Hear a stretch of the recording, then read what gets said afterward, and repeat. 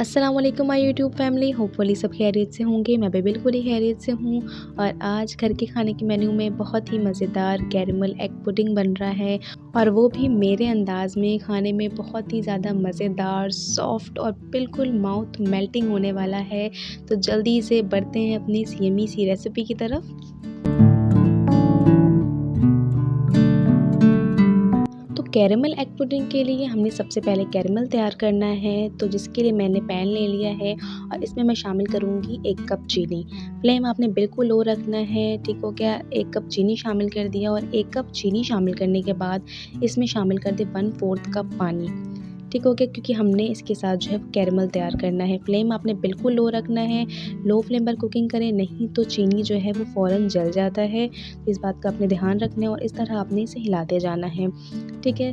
Flame आपने बिल्कुल लो रखना है, और लो फ्लेम पर चीनी जो है वो बिल्कुल मेल्ट होना शुरू हो जाएगी, और आहिस्ता-आहिस्ता इसका कलर जो है वो चेंज होना शुरू हो जाएगा। तो यहाँ आप देख सकते हैं कि चीनी अच्छे से मेल्ट होना शुरू हो गई है, और अब जो है इसका कलर भी चेंज होना शुरू हो गया है। बहुत ही पेशेंस वाला काम है, आपने बहुत ही सब्र से मतलब कि बिल्कुल लो फ्लेम पर कुकिंग करनी है। अगर आपने हाई फ्लेम कर दिया तो चीनी फ़ौरन जल जाता है, तो इस बात का आपने ध्यान रखना है।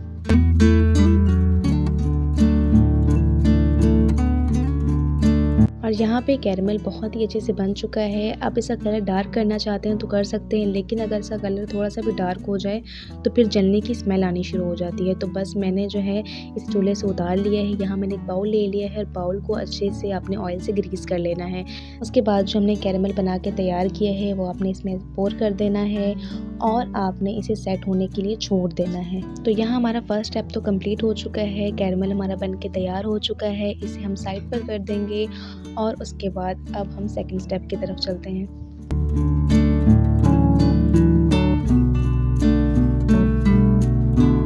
अब यहाँ मैंने एक बाउल ले लिया है, और साथ ही मैंने ले लिए हैं 5 अदद अंडे, ठीक है। मेजरमेंट मैं आपको बता दूँ, कैरेमल के लिए 1 कप चीनी लिया और 1/4 कप पानी लिया, ठीक हो गया। और यहाँ पे मैं 5 अंडों का इस्तेमाल कर रही हूँ, और 5 अंडों के लिए आपने 1 लीटर दूध का इस्तेमाल करना है। ये सिंपल सी मेजरमेंट है, आपने इस बात का ध्यान रखना है। अगर आप चाहें तो अंडे कम भी कर सकते हैं, लेकिन 1 लीटर दूध के लिए 5 अंडे इनफ है। लेकिन अगर आप चाहें तो 4 अंडे भी कर सकते हैं, कोई मसला नहीं है, ठीक हो गया। और साथ ही हमने इसमें इस्तेमाल करना है वनीला एसेंस। बहुत ही सिंपल सी इंग्रेडिएंट्स हैं, लेकिन बहुत ही मज़ेदार रेसिपी बनने वाली है, बहुत ही कम इंग्रेडिएंट्स के साथ। तो यहाँ मैंने 5 अंडे जो हैं वो एक बाउल में ले लिए हैं, और हमने क्या करना है, इन अंडों को बीट करना है, बहुत ही अच्छे से बीट करना है। अच्छा, मैंने ना सेपरेटली दूध को बॉईल करके रख लिया है, तो अगर मैं सब कुछ दिखाऊँ तो वीडियो बहुत लंबी हो जाती है, इसलिए मैंने दूध को बॉईल कर लिया है 1/2 कप चीनी शामिल करके, ठीक हो गया। कैरेमल हमने तैयार कर लिया है, और अब दूध में आप अकॉर्डिंग टू योर टेस्ट आप शुगर शामिल कर सकते हैं। मीठा ज़्यादा पसंद करते हैं तो ज़्यादा शामिल कर दें, कम पसंद करते हैं तो कम शामिल कर दें, ठीक हो गया। और दूध को आपने चीनी शामिल करने के बाद बॉईल कर लेना है। तो वो दूध उबला हुआ है मेरे पास चीनी के साथ, ठीक हो गया। और अब यहाँ पे मैं अंडों को अच्छे से बीट करूँगी। अच्छी तरह बीट करना है ताकि थोड़ा फोमी होना शुरू हो जाए, और उसके बाद हम इसमें दूध शामिल करेंगे, ठीक हो गया। मैं यहाँ पे हैंड बीटर का इस्तेमाल कर रही हूँ, आप चाहें तो विस्क से भी कर सकते हैं, कोई मसला नहीं है। विस्क करते जाएं और दूध शामिल करते जाएं, ठीक हो गया।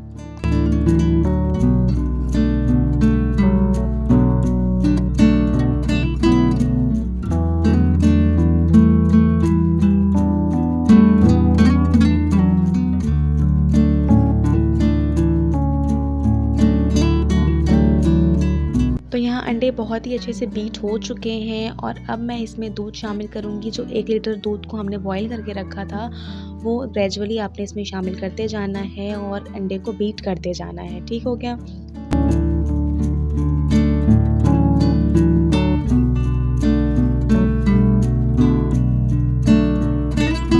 अंडे में मैंने दूध शामिल कर दिया है, और अब मैं इसमें शामिल करूँगी वनीला एसेंस। मैं यहाँ पे 1 टीस्पून वनीला एसेंस का इस्तेमाल कर रही हूँ, क्योंकि जो मेरे पास वनीला एसेंस है वो थोड़ा स्ट्रॉन्ग है। तो अगर स्ट्रॉन्ग है तो कम शामिल करें, और अगर नॉर्मल है तो फिर आप थोड़ा ज़्यादा शामिल करें, क्योंकि कुछ वनीला एसेंस जो है ना उनकी स्मेल थोड़ी स्ट्रॉन्ग होती है और टेस्ट भी थोड़ा बिटर होता है, तो कम ही शामिल करना चाहिए। तो ये मैंने शामिल कर दिया है। इस वनीला एसेंस लाज़मी आपने शामिल करना है। इससे क्या होता है कि अंडे की स्मेल ख़त्म होती है। अंडे में जो एक स्मेल होती है ना, वो वनीला एसेंस से ख़त्म हो जाती है। तो आपने वनीला एसेंस जो है वो लाज़मी शामिल करना है।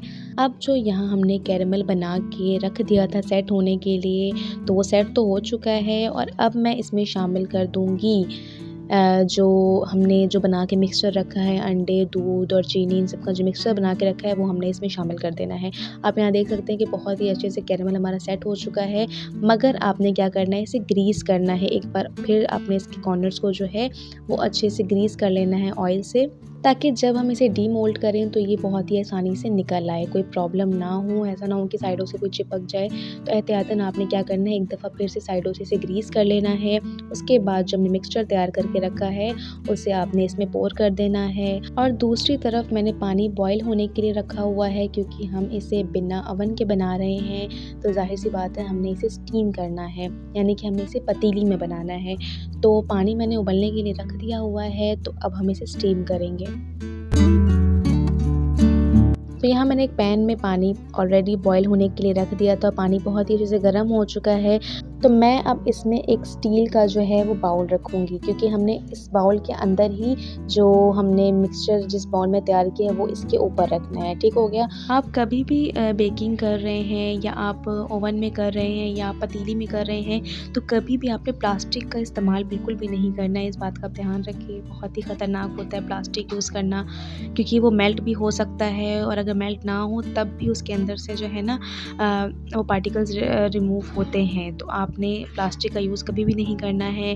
इस तरह जो आपने एक बाउल रखा स्टील का, उसके ऊपर जो हमने हमारा जो बाउल है जिसमें मिक्सचर है वो आपने इसके ऊपर रख देना है और फिर इसे ढक के स्टीम होने देना है तकरीबन आधे घंटे के लिए मीडियम फ्लेम पे। तो यहाँ आधा घंटा गुज़र चुका है और अब मैं आपको दिखा दूँ। यहाँ पे मैंने क्या किया था, बाउल के ऊपर जो है ना एक आपने मतलब इसे कवर कर देना है, एक प्लेट रख दें या कोई आप इसमें कोई ढक्कन लगा दें। इससे क्या होगा कि जो पानी होता है ना, क्योंकि स्टीम से पानी इसके ऊपर नहीं गिरेगा, तो आपने लाज़मी कवर कर देना है इसे। आप चाहें तो फॉइल पेपर से भी कवर कर सकते हैं, क्योंकि अगर आप इसे कवर नहीं करेंगे तो ऊपर जो ढक्कन में जो है ना वो पानी जमा हो जाता है स्टीम की वजह से, तो वो पानी इसके ऊपर गिरना शुरू हो जाएगा। तो फिर ये बहुत पानी पानी सा हो जाएगा, ख़राब हो जाएगा। तो आपने कवर इसे लाज़मी करना है अंदर से। और आप देख सकते हैं किसी फ़ॉक की मदद से आप इसे चेक करें, तो अगर ये साफ़ निकल रहा है इसका मतलब ये कुक हो चुका है। तो तकरीबन मीडियम फ्लेम पे इसे 30 मिनट लगे हैं कुक होने में और अब आपने इसे निकाल लेना है। और अब यहाँ पे अब जब तक ये ठंडा ना हो जाए आपने इसे डीमोल्ड नहीं करना है। तो मैं इसे फ्रिज में रख दूँगी तकरीबन आधे घंटे के लिए, ताकि अच्छे से ठंडा हो जाए। उसके बाद फिर हम इसे निकालेंगे। तो यहाँ मैंने 1 घंटे के लिए एग पुडिंग को फ्रिज में रखा था और ये बहुत ही अच्छे से चिल हो चुका है। और अब हम इसे डीमोल्ड करेंगे, यानी बाउल से निकालेंगे और ये बहुत ही अच्छे से निकल आएगा। तो पहले आपने क्या करना है, इसके कॉर्नर्स को आपने लूज़ कर लेना है ताकि ये आसानी से निकल आए, कोई मसला ना हो। तो आप देख सकते हैं कि बहुत ही आपने मतलब कोई शार्प नाइफ़ का इस्तेमाल नहीं करना है, क्योंकि ये फिर टूट भी सकता है। बहुत ही आपने आराम से तहम्मुल से आपने इसके कॉर्नर्स को आपने लूज़ करना है। उसके बाद आपने इसके एक आप जिस पे आप प्लेट में निकाल रहे हैं उस प्लेट को आपने इस बाउल के ऊपर रखना है और आपने फिर इसे बहुत ही एहतियात से टर्न कर लेना है।